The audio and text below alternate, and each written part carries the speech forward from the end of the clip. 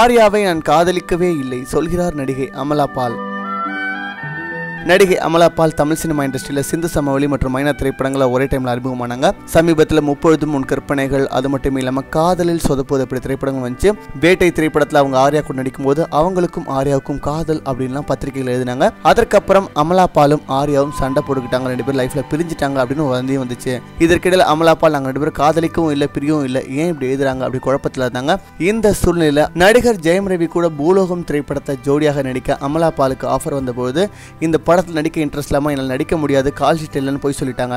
அந்த நிறுவனம் தயாரிக்க போகிற பெரிய திரைப்படங்கள் அவங்களுக்கு இனிமேல் சான்ஸே கிடையாதுன்னு சொல்லிட்டாங்களா. இதனால மனசு வந்து போயிருக்காங்களா அமலா பால்.